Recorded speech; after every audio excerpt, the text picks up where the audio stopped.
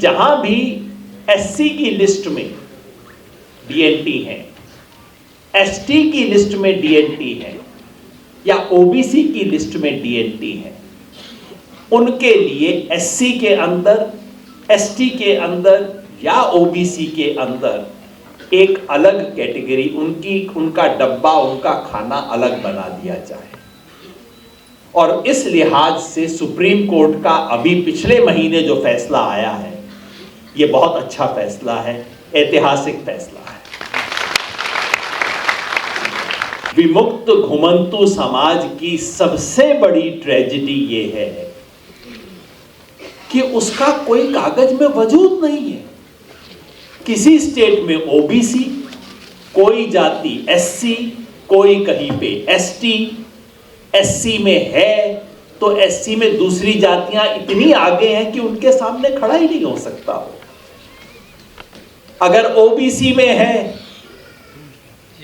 तो उसका मुकाबला उन लोगों से है जिसके पास 10 एकड़ जमीन है, 20 एकड़ जमीन है, वो भी ओबीसी में है, दूसरा भी ओबीसी में है। ये गडरिया लुहार उस 20 एकड़ वाले के साथ कैसे कॉम्पीट करेगा?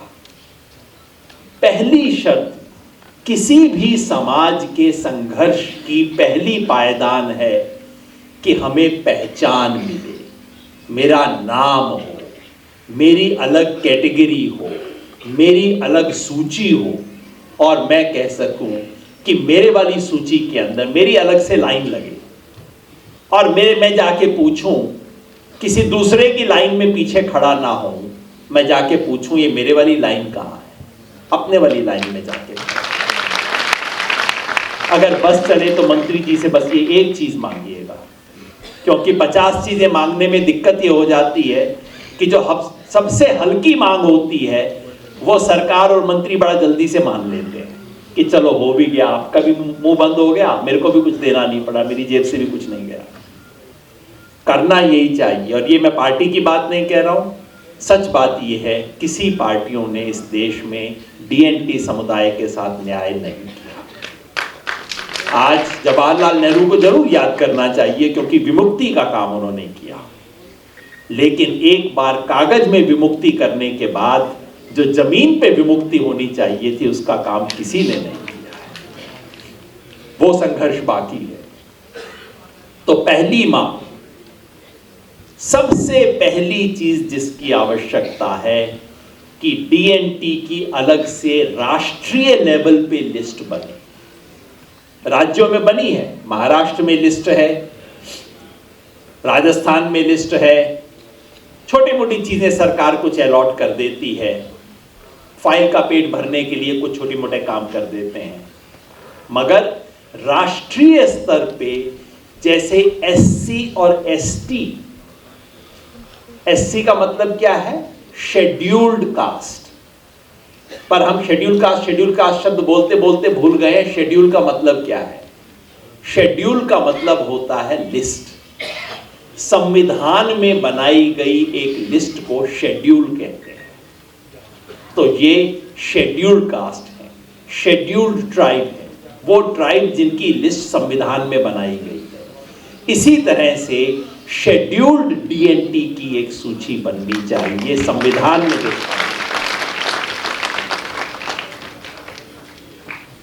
जब तक वो नहीं हो सकता, क्योंकि ये बड़ा काम है, ये बड़ा काम किसी एक मंत्री के हाँ करने से होगा नहीं। इसके लिए देश के संविधान में एक संशोधन करना पड़ेगा जिसकी जरूरत है। एससी एसटी के अलावा ओबीसी का हो गया, लेकिन एससी एसटी के अलावा किसी का भी क्लेम बनता था, ओबीसी से भी पहले बनता था, तो वो डीएनटी का क्लेम बनता था, वो नहीं किया गया है। तो इसके लिए संविधान बदलना होगा, लंबा संघर्ष होगा। मैं आपको पहले से बता दूं, आपको कम से कम 50,000 1 लाख लोगों को दिल्ली शहर में लाके बैठना पड़ेगा। जैसे किसान 13 महीने के लिए बैठे थे ना, उसी तरह से आपको भी बैठना पड़ेगा। ये काम कल परसों में होने वाला नहीं है, लंबी लड़ाई है इस चीज की, लेकिन उस लंबी लड़ाई की तैयारी आज से शुरू करनी पड़ेगी। कभी कभी गाड़िया लुहार दिख जाते थे, कभी सपेरे दिख जाते थे, कभी नट समाज के लोग दिख जाते थे, हम भी बच्चे की तरह उसमें एंटरटेनमेंट देखते थे,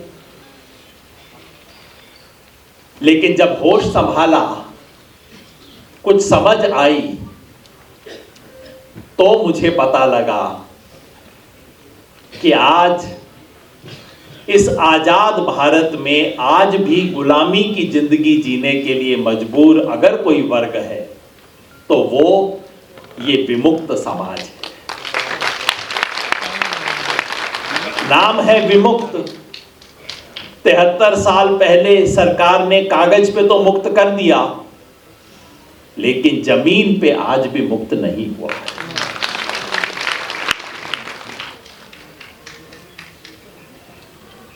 आज भी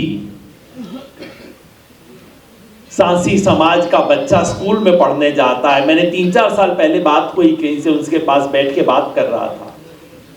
सांसी समाज का बच्चा स्कूल में जा रहा है, माँ बाप सपने पाल रहे हैं कि चलो हमारी जिंदगी जैसी बीत गई, अब हमारा बच्चा ऊपर जाएगा। क्लास में किसी बच्चे की पेंसिल गुम हो जाती है और मास्टर सबसे पहले उस बच्चे को खड़ा करता है कि चल तू बता, तैने ही चोरी की हो। नहीं की उस बच्चे ने, लेकिन उस बच्चे पे दाग आज भी है। ये तो विमुक्ति नहीं है। ये कैसी विमुक्ति है? गाडिया लोहार समाज के लोग हरियाणा में मुझे मिले, कहते अब हम किसी गांव में बसना चाहते हैं, हम ये गाड़ी लेके घूमना नहीं चाहते, हमारे पुरखों ने कर लिया, अब हम ये काम नहीं करना चाहते। लेकिन गांव के लोग हमें बसने नहीं देते। जिस गांव में जाएं वो अगले गांव की तरफ टरका देते हैं। गांव वाले राशन कार्ड नहीं बनने देते हमारा। सारी व्यवस्था, सारा सिस्टम, थाने से लेके हर तरफ हमारे खिलाफ खड़ा है। मैंने जांच की और उनकी बात 100% सच थी। ये तो मुक्ति नहीं है, ये तो गुलामी है। अपने देश में आप बसना चाहो, आपको बसने न दिया जाए, ये कहां की मुक्ति है भाई?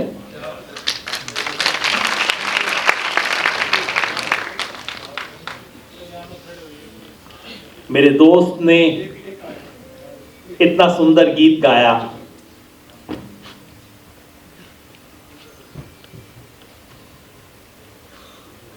और मैं देखता हूं कलाकार, जिसे नट समुदाय कहते हैं, अलग अलग नाम से बोलते हैं,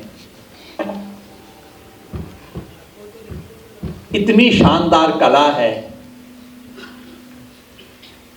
अगर दूसरे देश में होते तो ये बच्चे जो सड़क के ऊपर दिखाते हैं ना करतब, कोई गोल छल्ला लेके बच्चा उसके अंदर से जाता है, कोई बांस लेके उसके ऊपर चढ़ता है, कोई और देश होता तो ये बच्चे जिम्नास्टिक्स में ओलंपिक के गोल्ड मेडल लेके आते।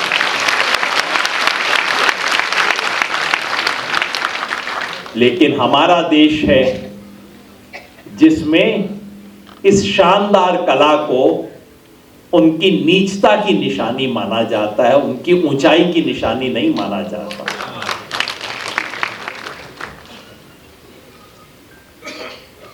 मेरे भाई ने इतना सुंदर गीत गाया, उनकी कला तो बिल्कुल जाहिर थी उनके गाने भर से। जैसे आवाज खोली पता लग गया कितनी प्रतिभा है उनमें। और ऐसी कितनी प्रतिभा वाले समाज हमारे यहाँ हैं, लेकिन समाज उनकी प्रतिभा को कोई जगह नहीं देता। गीत गाने से पहले हम सब ने नारा लगाया, भारत माता की जय। मैंने भी लगाया, लेकिन मैं पूछता हूं, सोचता हूं, वो भारत माता कौन है? पता नहीं क्यों जब हम भारत माता के बारे में सोचते हैं हमारे मन में एक कैलेंडर आता है। एक कैलेंडर पे एक मुकुट लगाए हुए, साड़ी पहने हुए एक औरत की तस्वीर आती है, और हम पता नहीं क्यों कहते हैं ये भारत माता है। मेरे मन में ये तस्वीर नहीं आती। मैं जब भारत माता की सोचता हूं तो धान के खेत में रोपाई करती हुई औरतें जो यूं कमर मोड़ के खड़ी रहती हैं, घंटों घंटों काम करती हैं, कमर टूट जाए किसी की भी वो काम करने पे, मेरे लिए वो भारत माता है। सपेरा समाज की जिन बहनों ने मेरा सम्मान किया, मेरी बहनों, तुम मेरे लिए भारत माता हो।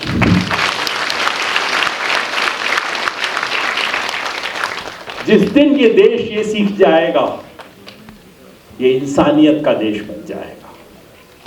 और मैं आज, इसलिए मैंने कहा जहां 5 लोग भी मुझे बुलाएं मैं जाता हूं, क्योंकि आज नहीं, आज आपका वजन नहीं है। समाज में, राजनीति में, प्रशासन में, आईएएस अफसर में, आईपीएस अफसर में वजन नहीं है।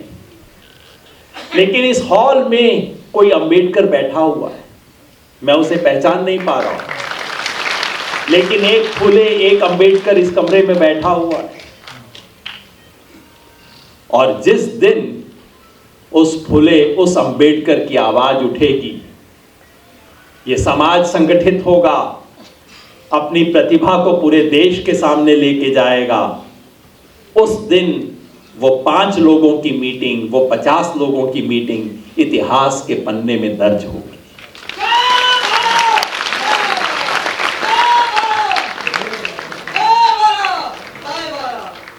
इसलिए मैं यहां हूं। आपके साथियों ने तमाम प्रयास किए हैं। आप लोगों ने एक बहुत अच्छा मेमोरेंडम भी तैयार किया है।